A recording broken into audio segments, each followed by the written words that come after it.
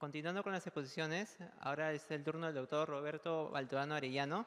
Es cardiólogo del Hospital Almenara, también de la Clínica Internacional, profesor de pre y posgrado de la Universidad de San Marcos, miembro de la Sociedad de Cardiología y miembro de la Sociedad Europea de Cardiología. Además, fue fellow del Hospital Valdebrón de Barcelona. Aplausos para el doctor, por favor.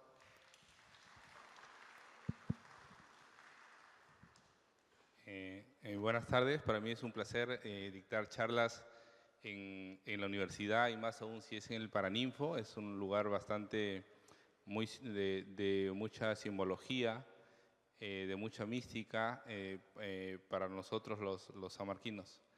El día de hoy me han invitado a que dicte una charla acerca de casos clínicos cardiológicos. Bueno, he tenido la libertad, me he tomado la libertad de enfocar estos casos en relación a pacientes cardiológicos que llegan a la emergencia. Lo vamos a desarrollar en 4 casos clínicos distintos.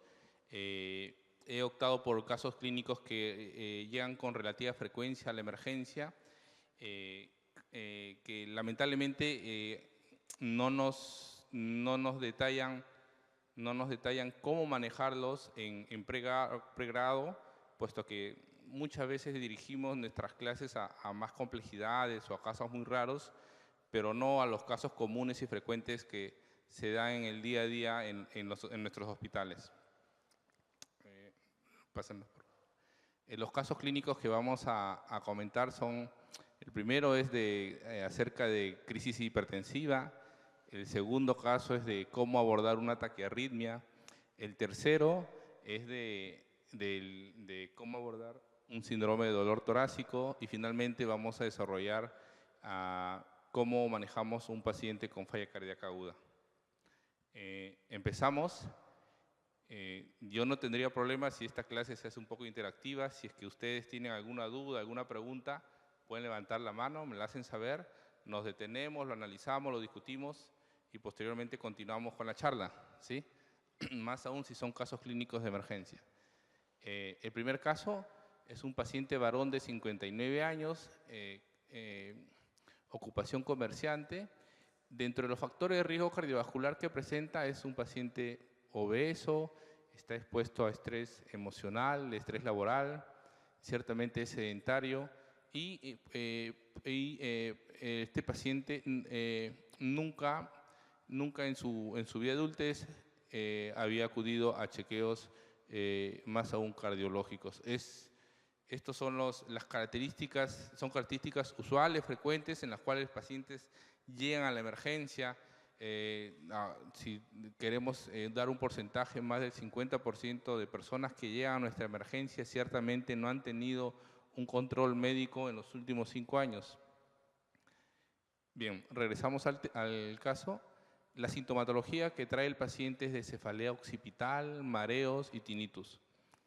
Estos síntomas ciertamente se asocian a presión arterial alta. Cuando tengan ustedes pacientes con dolores en nuca, con mareos intermitentes, con zumbidos, ciertamente lo que hay que hacer, ustedes ya preparados, medirles la presión arterial en ambos brazos, en el brazo izquierdo y en el brazo derecho. En este paciente al examen físico se encontró que tenía una presión arterial de 200/100, siendo la frecuencia cardíaca en 78, la frecuencia respiratoria en 18. Dentro del examen auscultatorio, los ruidos cardíacos eran rítmicos, no habían soplos, no había tampoco ingurgitación yugular, vale decir, no había signos que nos hablen de congestión pulmonar. Y más aún sabiendo que en los pulmones el murmullo vesicular pasaba bien en ambos campos. Siguiente. Con esta presión en la sintomatología, al paciente se le decide tomar un electrocardiograma, el cual resulta ser este. Estamos en curso terapéutica, creo que han pasado ya el curso de medicina, ¿cierto? Entonces ahí han debido de ver un poco lo que es el electrocardiograma, la lectura del electrocardiograma.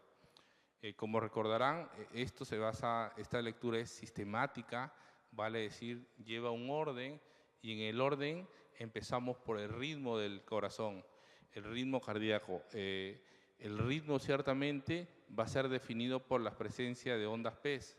Miren, no he traído un puntero, hay un puntero, ¿sí?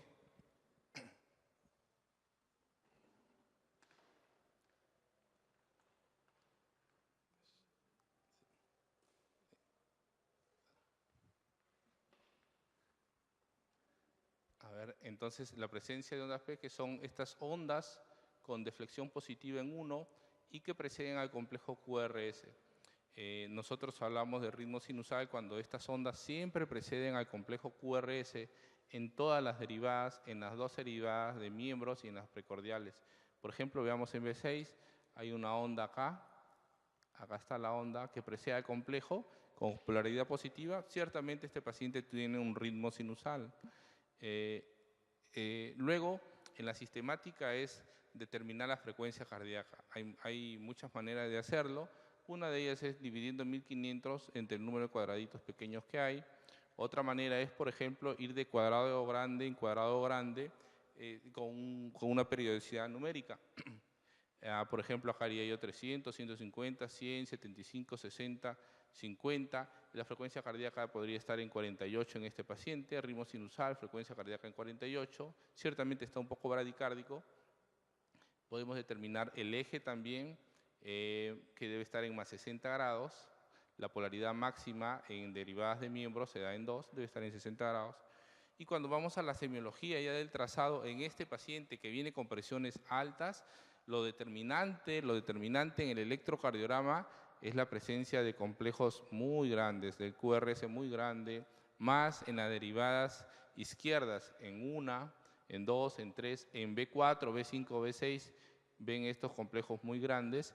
A eso llamamos nosotros hipertrofia del ventrículo izquierdo, signos indirectos de hipertrofia ventricular izquierda.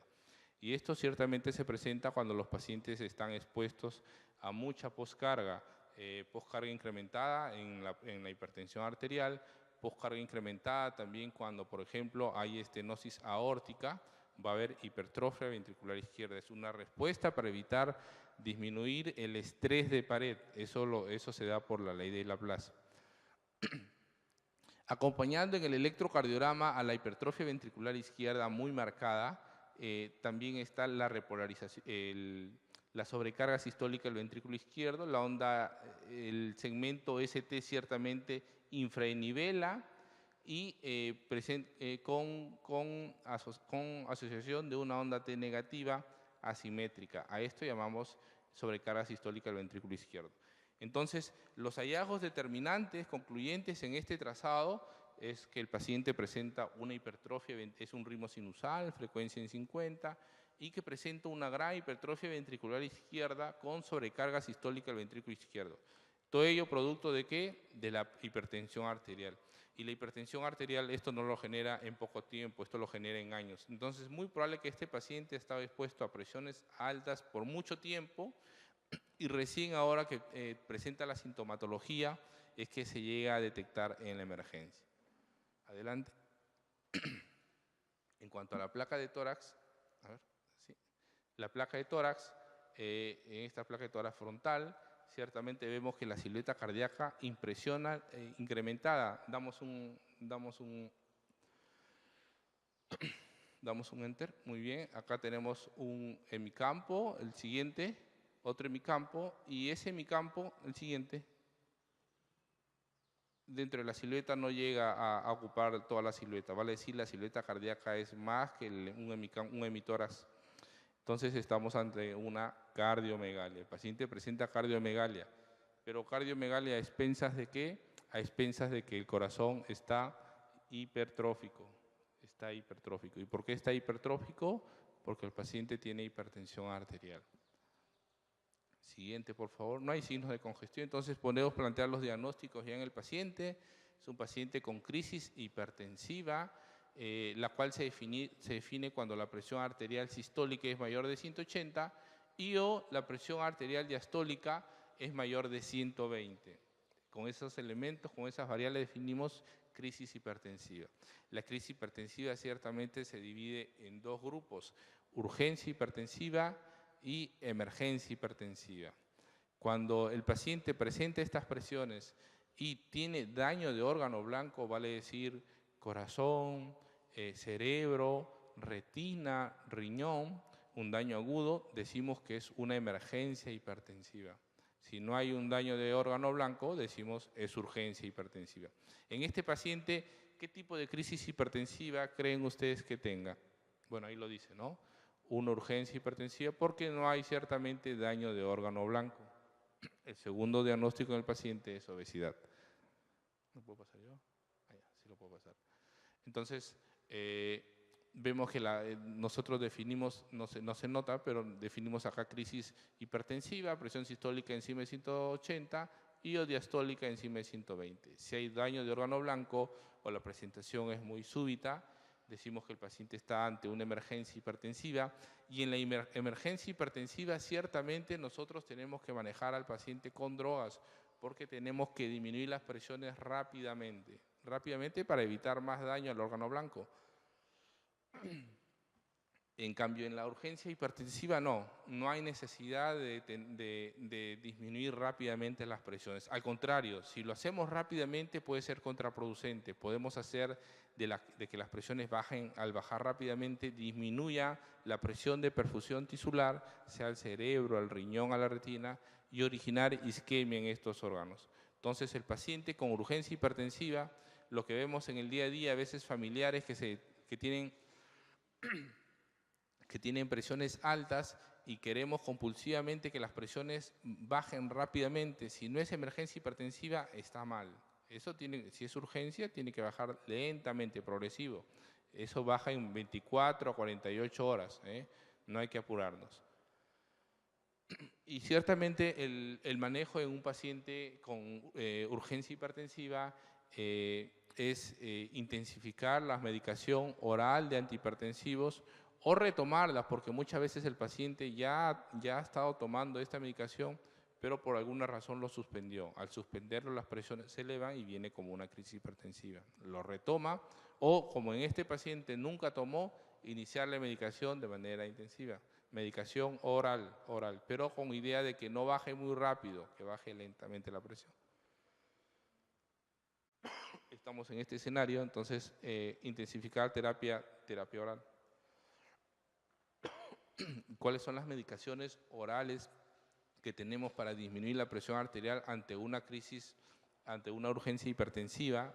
Tenemos el grupo de los beta-antagonistas, de los calcio-antagonistas, de los YECAS, de los antagonistas alfa-1, y de todos estos grupos, el medicamento más popular, ciertamente el grupo de medicamentos es los YECAS, y lo que usamos con más frecuencia es el Captopril.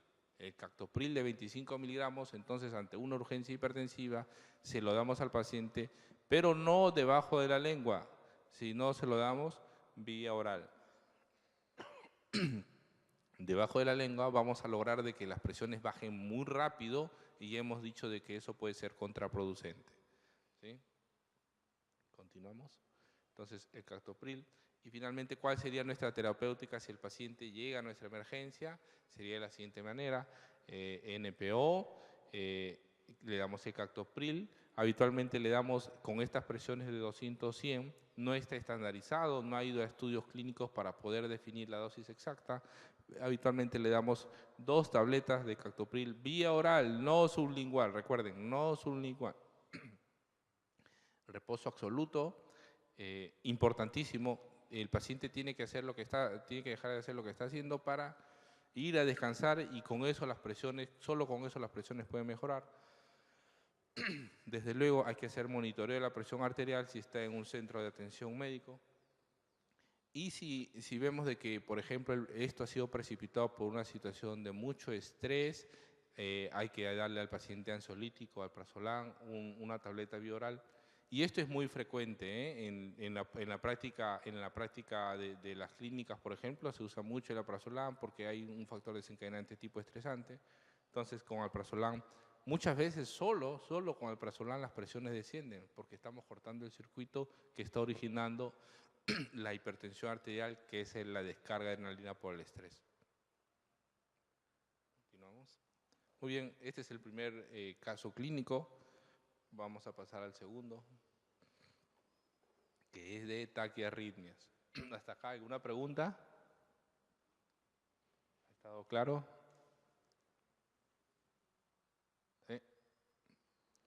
Sí, sí.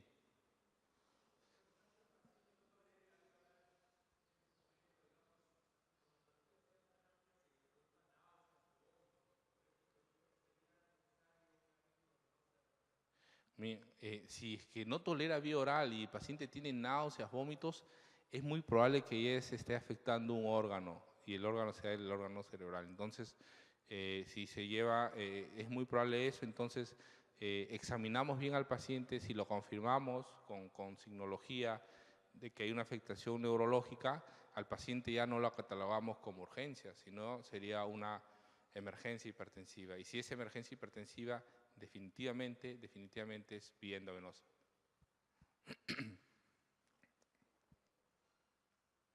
¿Alguna otra pregunta más? No olviden el ansiolítico, el alprazolam es muy importante, que vaya a descansar y alprazolam. Bueno, seguimos. El caso 2 es un caso de taquiarritmias. Usualmente sí son damas, paciente de 19 años, universitaria. Los factores de riesgo cardiovascular, sedentaria, sin chequeos previos, tampoco esto es habitual, no hacerse chequeos. Los síntomas son las palpitaciones, que los presenta de manera intermitente. En esta ocasión, al acercarse a la emergencia, niega dolor torácico, disnea, mareos y desvanecimientos. Solamente la molestia es palpitaciones, ella está tranquila. Al examen físico, la presión arterial es normal, la frecuencia cardíaca, presión arterial 160, la frecuencia cardíaca sí está muy alta, está en 170 latidos, está bien taquicárdica. La frecuencia respiratoria está en 19, pero sí está saturando muy bien, 95%. Sí, desde luego solamente tiene palpitaciones. Dentro de la signología, los ruidos cardíacos son muy taquicárdicos, pero guardan ritmicidad. No hay presencia de soplos, no hay ingurgitación yugular, la ocultación a pulmones es normal.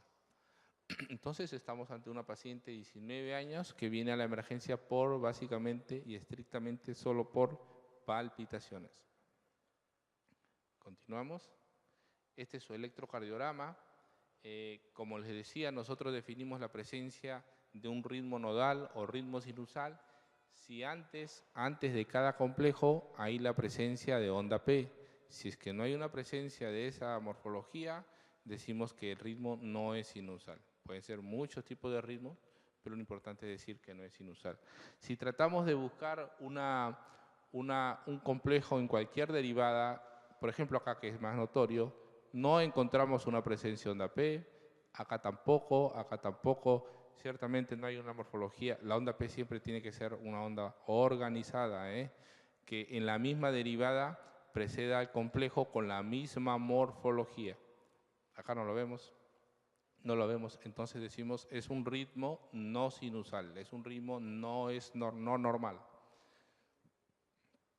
Después de ver el ritmo pasamos a ver la frecuencia cardíaca. Y la frecuencia cardíaca acá la podemos calcular, 100, 150. Sí, la frecuencia cardíaca está en 150, está muy taquicárdico el paciente, está muy taquicárdica.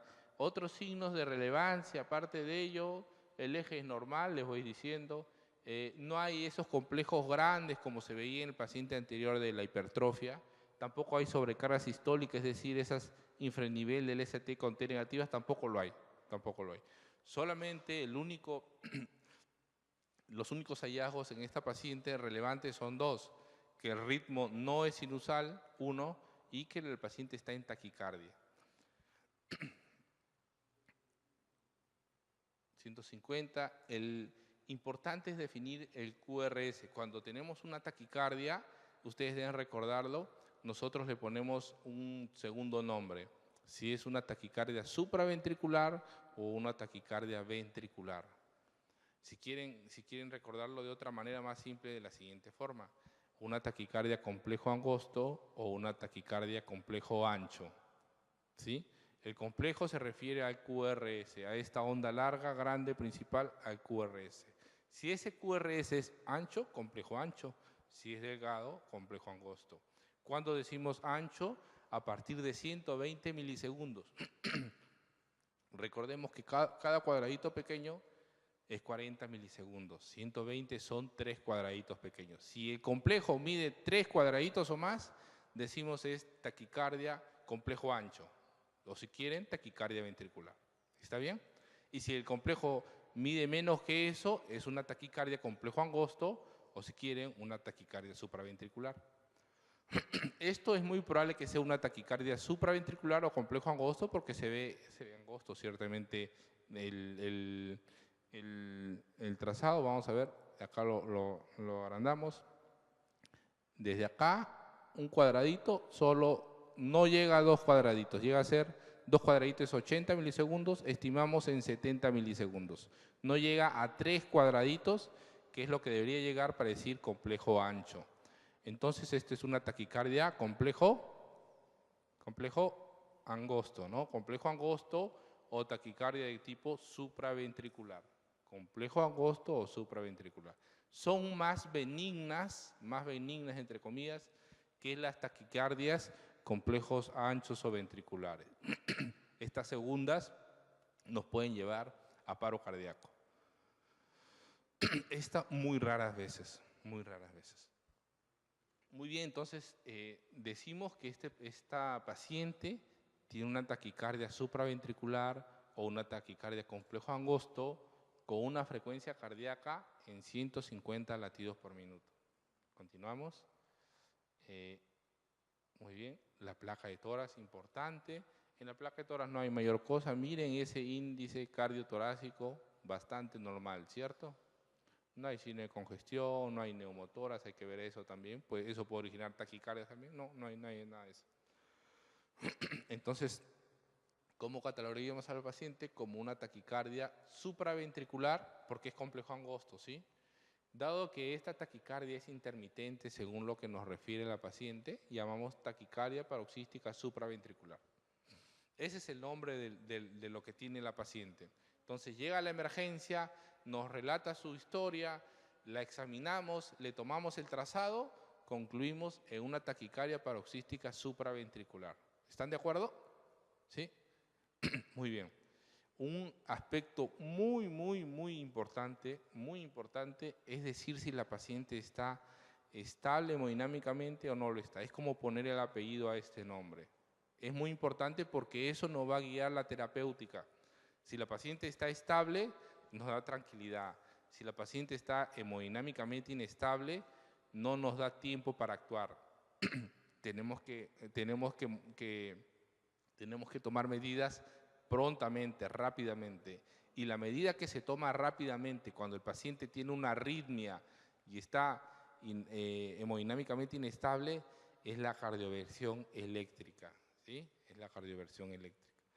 Si esta paciente, por ejemplo, ahora ella viene con ese electro y una presión de 16. Si esta paciente viniera con presiones de 6,4, a esa paciente sí tendríamos que actuar rápidamente con cardioversión eléctrica. Ahora viene con buenas presiones, no da tiempo para actuar. A ver, seguimos viendo. ¿Cuáles son los mecanismos? Esta es una conducción eléctrica normal, parte de ritmo sinusal, haces internodales, el nodo auriculoventricular, el haz de His se divide en dos, rama derecha, rama izquierda, sistema de Purkinje, y eso finalmente va a llevar a que haya una despolarización ventricular. Por la despolarización ventricular, el corazón es una bomba. La despolarización ventricular. Si no hubiera despolarización ventricular, el paciente estuviera en paro cardíaco, ¿no? Entonces, esta es la conducción normal. Algunas veces, este es el ritmo de marcapaso, el ritmo que nos da el marcapaso es el ritmo sinusal, pero algunas veces no está ubicado acá en la aurícula derecha, sino está ubicado, por ejemplo, en la aurícula izquierda. Es un ritmo ectópico. A este ritmo ectópico lo podemos llamar, si origina taquicardia, como una taquicardia auricular. Ciertamente no va a tener la morfología, no va a haber la morfología de esta onda P como se origina acá, ¿no? Es una onda totalmente distinta. Es un tipo de taquicardia supraventricular, la taquicardia auricular. Hay otro tipo de taquicardia supraventricular, que es la de reentrada AB. Acá hay una entrada, pero acá hay otra vía accesoria, una vía accesoria que hace que se forme un circuito, y si hay una taquicardia, este circuito perpetúa la taquicardia. Esta vía accesoria, llamada haz de Kent, y en este contexto nosotros llamamos a esto una enfermedad de Wolff-Parkinson-White, cuando hay una vía accesoria para que haya una macro reentrada y así se forme una taquicardia supraventricular. Es la segunda forma. Entonces ya vemos dos tipos de taquicardia supraventricular. La primera es una taquicardia auricular, la segunda es una taquicardia supraventricular, una taquicardia tipo Wolff-Parkinson-White o de reentrada AB. Y la tercera taquicardia, que es la más frecuente, la que se presenta en los jóvenes, es la taquicardia de tipo reentrada AB. El haz accesorio está en el mismo nodo AB. El círculo eléctrico se forma en el mismo nodo AB, de tal forma de que van a haber características particulares de las ondas P dentro del complejo. Esto es lo que origina, nuevamente les digo, la taquicardia, la forma más común de taquicardia supraventricular, y sea probablemente lo que tiene nuestro paciente. Entonces, ¿cuál es la terapéutica? ¿Cómo la abordamos?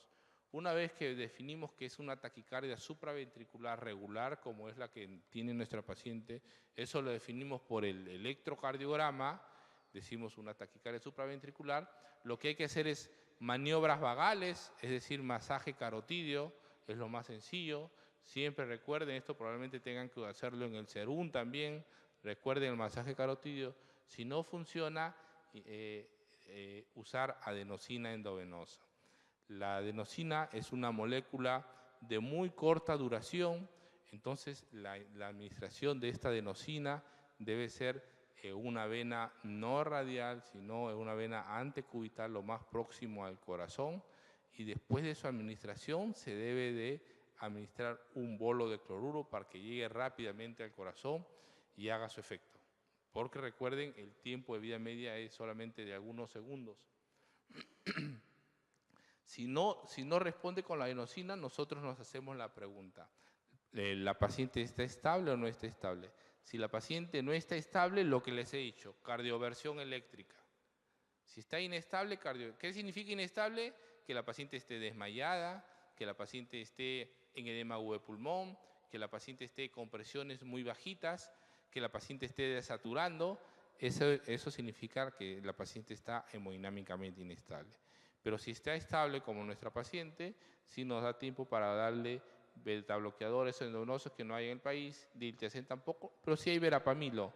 Verapamilo de 5 miligramos, lo administramos lentamente, y siempre cuando damos antiarrítmicos, ciertamente lo que vamos a ver no es al paciente, sino lo que vamos a ver es el monitor, cómo se va mostrando la frecuencia cardíaca en los complejos QRS, cómo se van espaciando, si se rompe o no se rompe esa arritmia, ¿sí? Entonces siempre administrando esto con una monitorización electrocardiográfica. Si con esto no resulta una cardioversión farmacológica, pasamos a la cardioversión eléctrica. Muy bien. Entonces, ¿cómo sería nuestra terapéutica en esta paciente? Ciertamente NPO, adenosina 6 miligramos, una apoyo endovenoso STAT, bolo rápido, monitorización electrocardiográfica continua, lo que les decía. Hay que monitorizar ciertamente presión arterial, saturación, y siempre tiene que haber a la mano un cardiovertor de manera contingencial. Eso hay en los hospitales grandes, en las clínicas. ¿Por qué? Porque el paciente, si no responde a estas drogas, su arritmia se puede desencadenar en una arritmia que la inestabilice hemodinámicamente, o por el uso de estas drogas. Estas drogas algunas veces pueden originar taquicardias o paros cardíacos, y es necesario usar el cardiovertor eléctrico. Además, claro, de hacer maniobras de reanimación cardiopulmonar. ¿Sí? ¿Preguntas?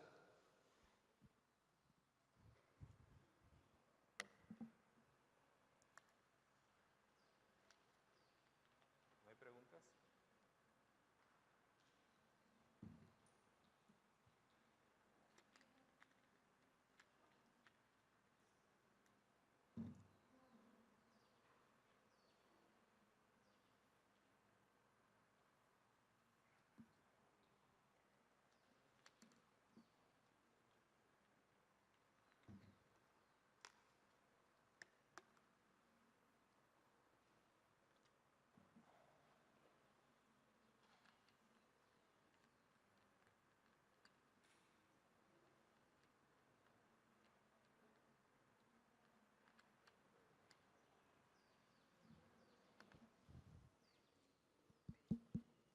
Bien, entonces ese fue nuestro segundo caso, una taquiarritmia, una taquicardia paroxística supraventricular hemodinámicamente estable, lo cual usualmente revierte con drogas endovenosas. O a veces solamente con masajes, ¿ah? A veces solo con masajes. No hay preguntas. Pasamos al siguiente caso. El caso 3 ya se hace un poquito más complejo y también frecuente, frecuente ya en los hospitales grandes, más no llegan este tipo de pacientes. Paciente mujer de 63 años, es frecuente que sean comerciantes. Factor de riesgo es hipertensa, es diabética, es puesto estrés y lo que es común, no hay chequeos, no se hacen chequeos. Síntomas, un dolor torácico retroesternal opresivo. Ciertamente el dolor de angina de un infarto es retroesternal, no es hacia el lado izquierdo, es en el centro y suele irradiarse a la mandíbula o se irradia hacia el brazo izquierdo. Ese dolor es opresivo, oprime, no pica, no arde, no quema, oprime, opresivo. Y es muy intenso, miren, 10 sobre 10 en sus 4 horas de evolución. Paciente recién en 4 horas de dolor de pecho. Esto sí es muy probable, muy sugestivo de que se esté tratando de un infarto agudo de miocardio. Continuamos. Al examen físico, la presión ciertamente es estable, 13,7, la frecuencia cardíaca 87, la respiratoria 24, saturando 92. Ruidos cardíacos rítmicos, sin soplos, pero sí hay cierta ingurgitación yugular. En pulmones, murmullo vesicular pasa con crépitos en tercio inferior de ambos campos pulmonares. Sí, hay un grave congestión, pero es una congestión pulmonar leve, muy probable que sea por el evento agudo de miocardio. Este es el electrocardiograma. Entonces, como les decía, en la sistemática de lectura de electro, primero es ver el ritmo cardíaco, luego es ver frecuencia cardíaca, luego ver el eje, el PR, el QRS, el QT y finalmente la semiología del electro. Bueno, la primera parte es definir el ritmo. Este es un ritmo sinusal, ¿qué me dicen? ¿Es un ritmo sinusal o no sinusal?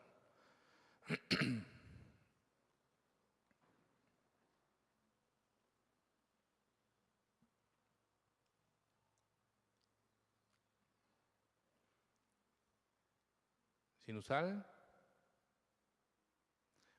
Bueno, ciertamente hay una morfología de una onda P que precede al complejo siempre y de la misma característica en 2, 3, acá también, en B2 también, las ondas P, acá también en B6, miren, en B5 también.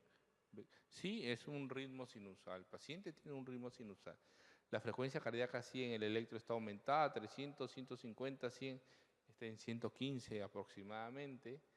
El eje en la paciente a menos 30 debe estar en más 60 grados, el PR está en 0.16, el QRS es 0.06, el QT en 0.38 y la semiología del electro es lo más importante acá. ¿Quién me dice qué es lo que encontramos en el electro? ¿Alguien recuerda cardio?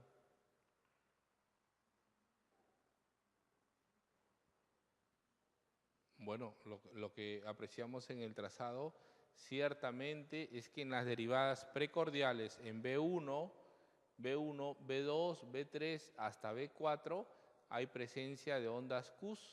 Las ondas Q son las deflexiones negativas iniciales del complejo. Hay presencia de ondas Q importantes, B1, B2, B3, B4 no. Pero sí, además de la presencia de ondas Q, hay supradesnivel del ST. Miren el nivel de este, de referencia, y miren, está hasta acá. Más de 6 milímetros de supradesnivel del ST. Entonces, esto ciertamente, si hay elevación del segmento ST, en el caso del infarto, nos sirve para decir que es un infarto agudo de miocardio de tipo ST elevado. Infarto agudo de miocardio ST elevado. Si no hay elevación del ST, se llama infarto agudo de miocardio ST no elevado. ¿Está bien? Este caso es un infarto agudo de miocardio ST elevado. ¿Sí? ¿Elevado en dónde? En estas derivadas precordiales, que ciertamente pertenecen a la cara anteroapical. Acá lo vemos, ¿sí? Acá lo vemos. Entonces, y en la placa de tórax vemos que la silueta cardíaca comienza a crecer un poco y hay cierto grado de congestión venosa en bases, por eso los crépitos, ya comienza a haber redistribución de flujo. Digamos que hay una congestión pulmonar leve, que eso correlaciona con la clínica de la paciente. Diagnósticos: un infarto agudo de miocardio, ST elevado, segmento ST elevado, ¿sí? De que cuando es elevado hay que definir la cara. Cuando el compromiso es de B1 a B4, anteroapical. Infarto agudo de miocardio, ST elevado, en el electro es elevado y la región que afecta es la región anteroapical. En la clasificación, hay una clasificación Killy-Kimball que va a depender del grado de congestión. Si la congestión pulmonar es mínima, es 1, pero si según grados puede ser un Killy-Kimball 4 si ya el paciente está chocado, está con edema o pulmonar. Acá ponemos Killy-Kimball 1 y está en 6, no, estaba en 4 horas, ¿no? En 4 horas de evolución. Ese es el diagnóstico del paciente, además de ser hipertenso y diabético. Cuando tienen ustedes un infarto agudo de miocardio ST elevado, ¿sí? Y están en menos de 12 horas de dolor, de inicio de dolor, tienen 2 opciones en el mundo ideal, 2 opciones. Las opciones son una estratificación invasiva, y otra es la estratificación no invasiva. La estratificación invasiva implica que la arteria afectada se puede abrir. ¿De qué manera? Por un cateterismo cardíaco y posterior angioplastía a nivel de la arteria culpable. ¿Sí? Es un procedimiento que se realiza en las salas de hemodinamia. A ello llamamos reperfusión mecánica. Y cuando no tenemos esa opción de una sala de hemodinamia, podemos abrir la arteria, pero por medicamentos. A eso llamamos reperfusión farmacológica o fibrinolítica. ¿Ya? Una es la mecánica, la ideal, y la otra es la farmacológica. Bien, entonces esta paciente está en tiempo para hacer la reperfusión. Si su hospital tiene hemodinamia, va a sala de hemodinamia a hacer cateterismo y la angioplastía. Si no tiene, se tiene que hacer una trombolisis o una fibrinolisis. ¿Se entendió? Bien, continuamos. Entonces, tenemos un corte transversal de una arteria. Acá vemos una placa que se ha roto la placa, el contenido de sangre. Acá también en la luz ya hay un contenido de sangre, pero este no es un contenido total como acá sí lo es. Cuando la obstrucción es parcial, muy probable sea un infarto de tipo ST no elevado. Cuando la obstrucción es total, como vemos acá hay una oclusión, sí hablamos de que el infarto sea un infarto de tipo ST elevado. Y claro está que hay mayores riesgos para el paciente, ¿no? Si es que en el electrocardiograma vemos un ST no elevado, lo vamos a dividir en 2, en angina inestable o infarto agudo de miocardio ST no elevado. ¿De qué va a depender? De los marcadores de injuria miocárdica. Si las troponinas están elevadas, decimos es un infarto. ¿De qué tipo? ST no elevado. Si esas troponinas salen negativas, decimos no es infarto, es angina inestable. ¿Sí? Es ponerle nombre nada más, según los resultados. Y por otro lado, el infarto agudo de miocardio ST elevado, la gran mayoría de veces, el SICA, como llamamos, ST elevado, la gran mayoría de veces eleva enzimas y se llega a ser finalmente un infarto agudo de miocardio ST elevado, como es el caso de la paciente. Continuamos. Entonces, ¿cómo manejamos a estos pacientes de acuerdo a la estratificación y a los tiempos que tengamos con los pacientes, con la paciente. Por ejemplo, el paciente está acá. Hay 3 opciones que puede tomar el paciente. Este es en el mundo ideal para poder ser manejado del infarto o miocardio. Uno es que llame a la ambulancia, otro es que el mismo paciente se acerque a un hospital donde lamentablemente no hay una sala de hemodinamia, donde se hacen estos procedimientos que les explico, y la otra opción es que se vayan a un hospital donde sí hacen este procedimiento. Donde fuera se va a la ambulancia, viene la ambulancia o se va a un hospital sin hemodinamia o con hemodinamia, este paciente tiene que tener un electrocardiograma antes de los 10 minutos. Antes de los 10 minutos, recuérdenlo bien, antes de los 10 minutos de transcurrido el primer contacto con el médico. Llegó al centro de salud y les explica, tengo dolor de pecho, es así, es así. Antes de los 10 minutos de haber llegado, ya tiene que tener un electrocardiograma, ¿sí? Esas son las normas internacionales. Bueno, si esta paciente llamó a la ambulancia determinó de que sí es un segmento ST elevado, una elevación del ST, en la ambulancia se define, chispas, ¿llego antes de los 120 minutos a un centro que hacen hemodinamia, sí o no? Si la respuesta es que no llegas antes, va a pasar más de 120 minutos, hay que fibrinolizar al paciente. Si es que la respuesta es sí la hago, sí llego antes de los 120 minutos, entonces al paciente se le traslada a ese hospital que tiene hemodinamia para que se haga una angioplastía. ¿En qué tiempo? Idealmente en menos de 90 minutos.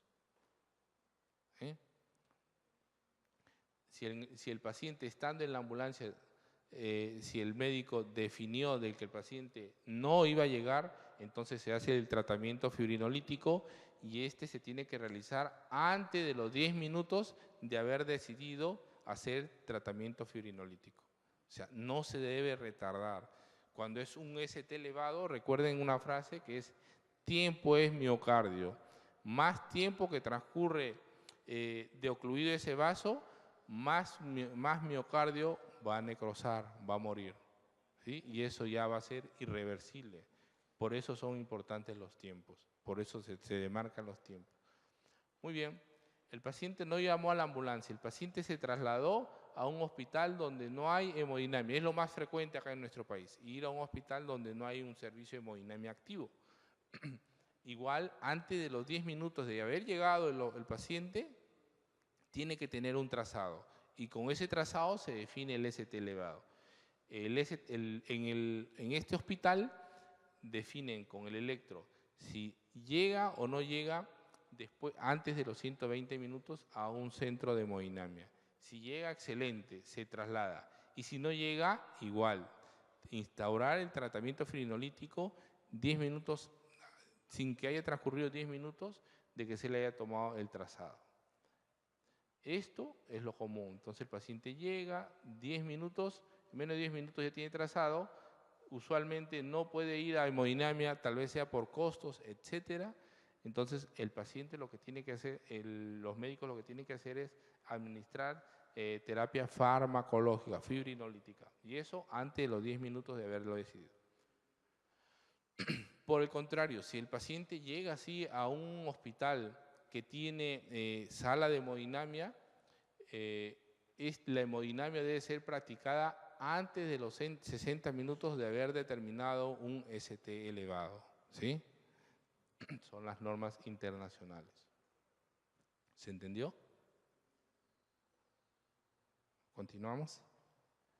Entonces, acá están, estas son las guías, las recomendaciones de cómo hacer la estratificación o cómo aplicar la estrategia invasiva. Idealmente, el paciente debería ir a un cateterismo cardíaco para hacer angioplastía y ahí se debe angioplastiar, es decir, abrir el vaso culpable, porque la gran mayoría de veces se hace el cateterismo solamente es el diagnóstico, hacerle la coronariografía es un tema diagnóstico, se pintan las arterias y se ubican dónde están las obstrucciones. La gran mayoría de veces hay múltiples obstrucciones, pero la obstrucción que se debe manejar es única, es la que es responsable del infarto. En relación a la topografía, se define, esta es la culpable, entonces esta hay que abrir. Entonces, hay que abrir la arteria culpable, es lo que dicen acá, otra de las recomendaciones, idealmente, que no sea un abordaje femoral, sino que sea un abordaje radial. Idealmente, no solamente romper ese coágulo, sino además de romper, dejar una malla que se llama stent. Stent para que no haya reoclusión posterior. Y además, el de los tipos de stent, se prefieren los stent medicados a los stent no medicados, porque los stent medicados tienen sustancias que van a inhibir ciertamente la reoclusión. Son las recomendaciones que se dan acá. Y la medicación con la cual el paciente debe recibir, ciertamente es la doble antiagregación, la aspirina siempre a dosis de carga, la aspirina de 100 miligramos, 3 tabletas vía oral STAT. El otro anticoagulante que hay que usar, habitualmente antes se usaba el clopidogrel, ahora hay nuevos anticoagulantes como el prasugrel, ticagrelor. De tener el clopidogrel por costos accesible, se usaría 6 tabletas de clopidogrel. Además, al paciente, además de dar la doble anticoagulación, hay que anticoagular al paciente con heparina no fraccionada. Le damos un bolo de heparina no fraccionada a una dosis de 50 a 70 unidades por kilo de peso, un bolo endovenoso. Y así, con esa medicación, el paciente va a hemodinamia. Va a hemodinamia. ¿Para qué? Para abrirle la arteria.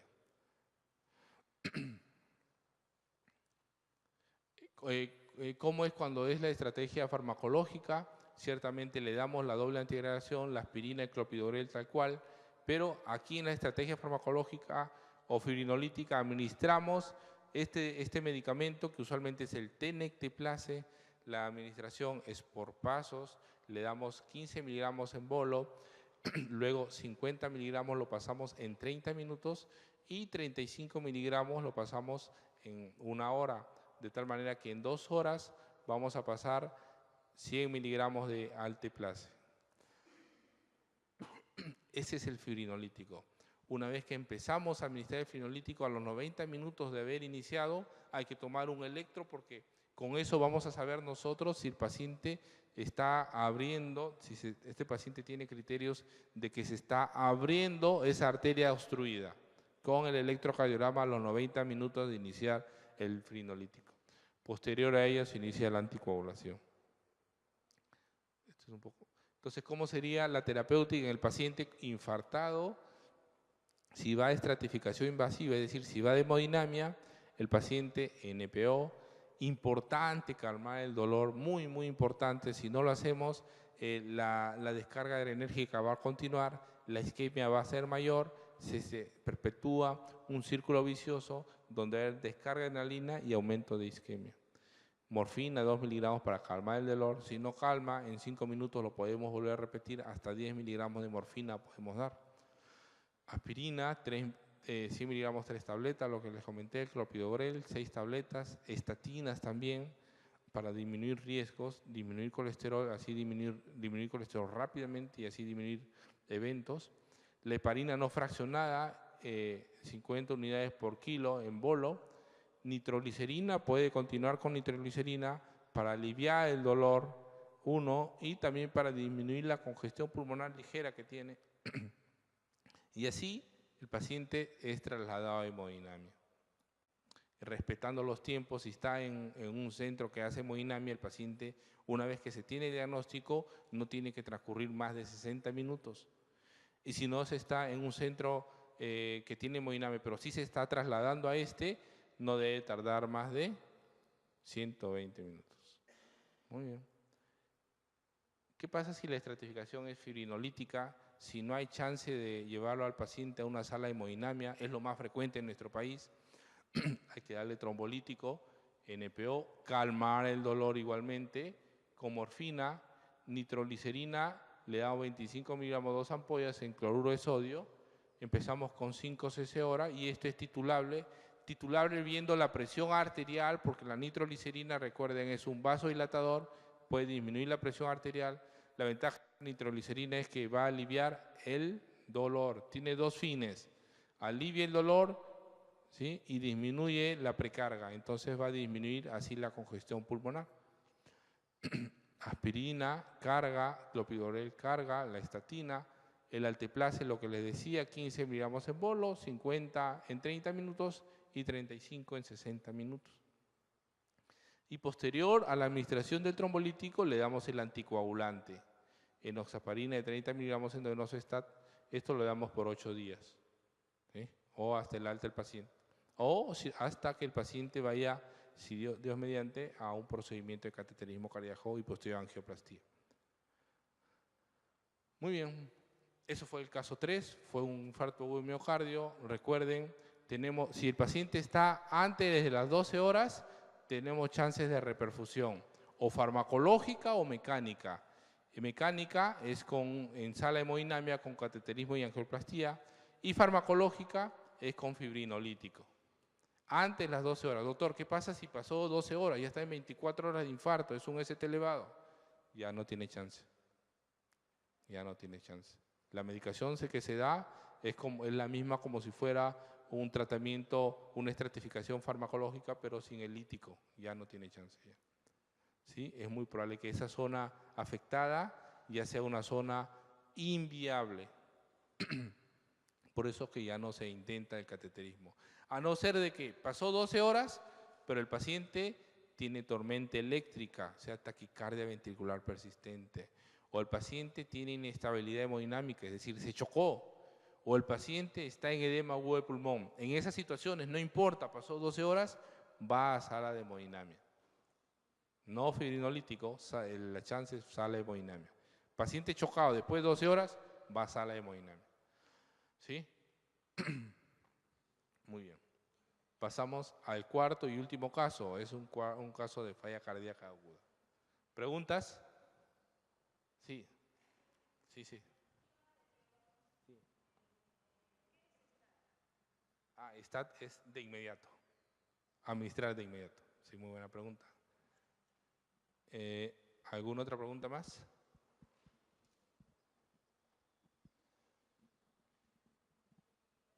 ¿No? Continuamos. Entonces, caso 4 es un paciente varón, 70 años, jubilado, factores de riesgo si los tiene, factores de riesgo cardiovascular, hipertenso, diabético, coronario crónico, tiene revascularización miocárdica, 3 puentes, hace 6 años. Esta es la primera hospitalización o primer ingreso al hospital por emergencia, posterior a la cirugía. Los síntomas que tienen, recuerden esto, disnea en reposo, importante, ortopnea, importante, el paciente tiene que estar sentado o para echarse tiene que usar almohadas, porque si se echa sin almohadas le va a faltar el aire, se va a ahogar. ¿Por qué razón? Porque hay mayor retorno venoso, la precarga es mayor, entonces va a haber congestión pulmonar. Entonces tiene que hacer eso, estar en ortopnea. Disnea paroxística nocturna. El paciente por la noche, como está en decúbito dorsal, está durmiendo, por momentos va a haber de a pocos va aumentando la precarga en su corazón y a los pulmones, de a pocos aumenta, hasta que va a llegar un momento en que no lo va a tolerar y va a tener que levantarse súbitamente y se va a la ventana a toser o a buscar más aire. Eso se llama disnea paroxística nocturna. Igual se explica por lo mismo, porque la precarga se ha incrementado al estar en decúbito dorsal. Estos son síntomas específicos de falla cardíaca izquierda. Los pongo porque son síntomas específicos, es lo típico, es lo clásico. Si esto encuentra en los pacientes, es muy probable que esta disnea no sea de origen neumológica, sino de origen cardíaca, por falla cardíaca izquierda. Disnea paroxística nocturna y ortopnea. ¿Sí? Al examen físico la presión es 18,7, está alta, la frecuencia cardíaca 87, respiratoria en 32, está taquipnéico el paciente. La saturación está en 88, ciertamente está desaturando, ruidos cardíacos rítmicos, hay presencia del tercer ruido cardíaco, eso es importante. Tercer ruido cardíaco, bueno, esto quiere decir la ingurgitación yugular, no se ocultan soplos, pero sí también ingurgitado. Dentro de la signología de insuficiencia cardíaca, el signo más frecuente es la presencia del tercer ruido o galope. Eso no lo olviden, eso también es pregunta de exámenes. Por eso lo ponemos acá. Y cuando ocultamos pulmones vemos que hay crépitos difusos en ambos campos pulmonares, una falla cardíaca aguda.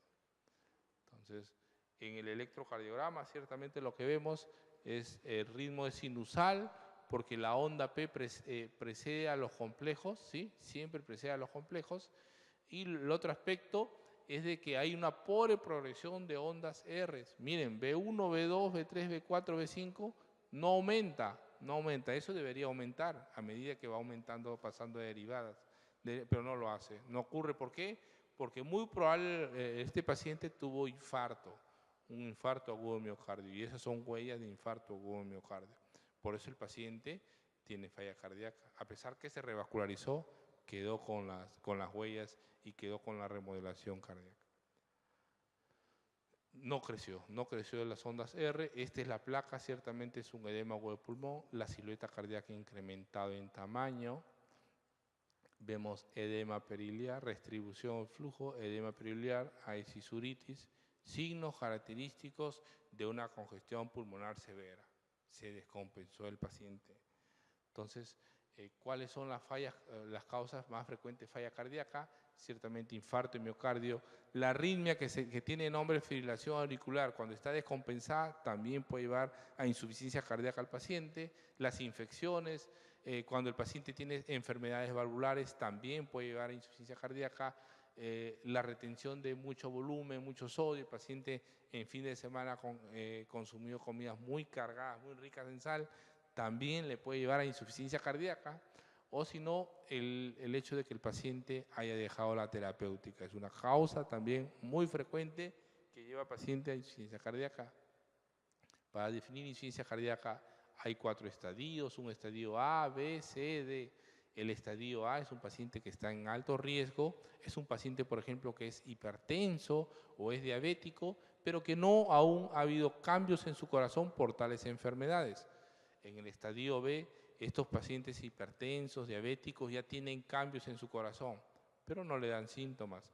En el estadio C, estos pacientes tienen cambios en su corazón y ya tienen síntomas. En el estadio C también el paciente ha podido tener un infarto agudo de miocardio y posteriormente tener síntomas debido a este evento. En este estadio C ya hay que actuar agresivamente. Estadio A, hay que tratar la hipertensión, hay que tratar la diabetes. En el estadio B, que ya hay alteración estructural, necesariamente hay que agregar inhibidor de enzima convertidor. Los YECAS.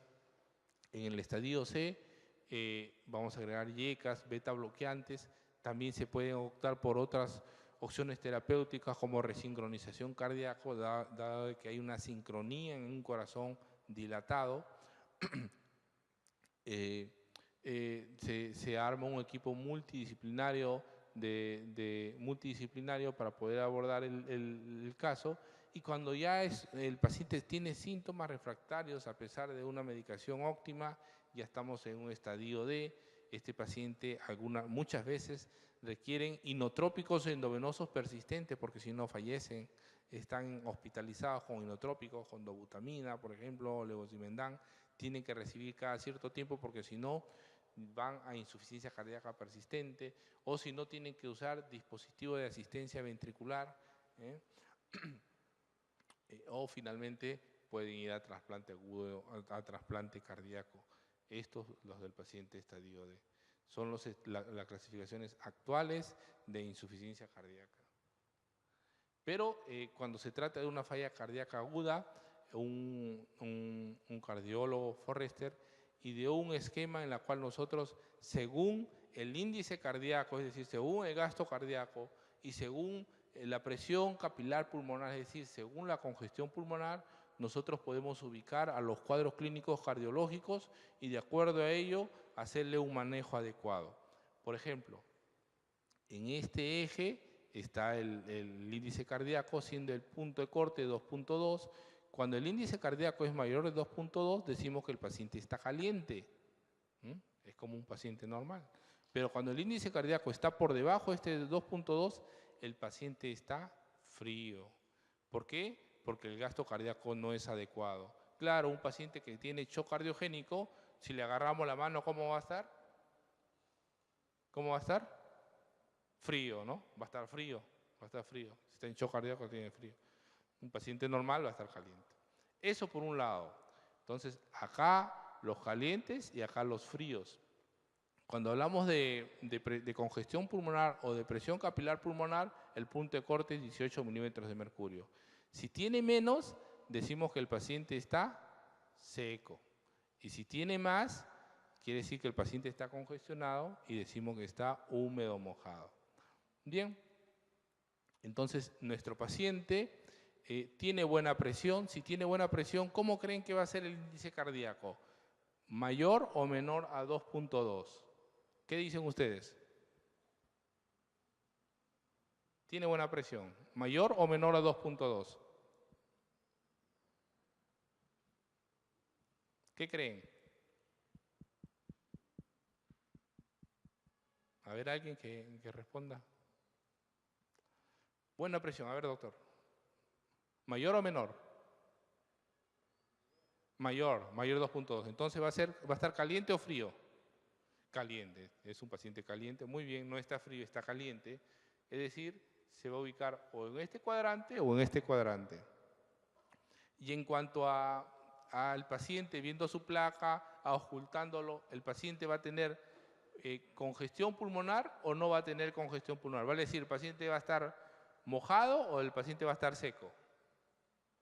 ¿Va a estar seco o mojado o húmedo?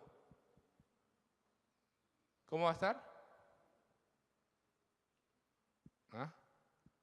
¿Tiene mucha sobrecarga de volumen o no tiene sobrecarga de volumen? Si tiene sobrecarga de volumen, ojo, está húmedo. Si no tiene sobrecarga de volumen, está seco. ¿Cómo va a estar el paciente? Estas son preguntas siempre de exámenes, de internado, de residencia. A ver, nuevamente. Si el paciente está congestionado, tiene crépitos o la placa es blanca, quiere decir de que la presión capilar está incrementada, va a estar hacia acá y el paciente va a estar como húmedo o mojado. Si no está así el paciente, quiere decir que la presión capilar va a ser menor y el paciente va a estar seco. ¿Cómo va a estar nuestro paciente? Húmedo, muy bien. Entonces nuestro paciente va a estar caliente, o sea, oeste y húmedo, es decir, acá. El cuadrante correspondiente es este. Entonces, donde el paciente tiene edema pulmonar y va a estar húmedo y caliente. Y acá, viendo entonces el cuadrante, nosotros podemos definir la terapéutica, como bien dice acá, diuréticos de asa, nitratos, o ventilación no invasiva o ultrafiltraciones. Sí, el paciente tiene congestión, el paciente está húmedo y el paciente ciertamente está caliente. Ese es el cuadrante que corresponde a nuestro paciente. Y ahí se muestra la terapéutica. Entonces, en la hoja de RP, que es lo que vamos a comentar, el paciente en NPO 1, 2, en decúbito dorsal semisentado. Ya les expliqué que el paciente no puede estar echado, ¿no? Tiene que estar semisentado, ¿ya saben por qué? Furosemida, hay que darle 20, tiene buena presión, 20 miligramos, 2 ampollas endovenoso, STAT, ¿sí? De inmediato. Nitroglicerina, y le instauramos nitroglicerina, porque la nitroglicerina, recuerden, disminuye la precarga. ¿Conviene o no conviene? Sí conviene, porque va a haber menos retorno venoso. Si hay menos retorno venoso, los pulmones se van a llenar de menos líquido. Se va a aliviar el paciente. Y por otro lado, las presiones en el paciente estaban altas. Entonces son esos dos efectos que va a tener la nitroglicerina en el paciente. Hay que ponerle máscara o Ventur, el paciente estaba desaturando, estaba en 88. Colocarle sonda vesical porque hay que hacerle un balance hídrico estricto. Al paciente inicialmente hay que hacerle balances negativos, que pierda.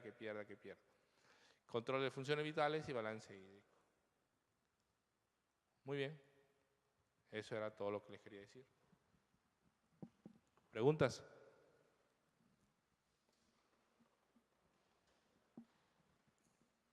¿No hay preguntas? Bueno, gracias.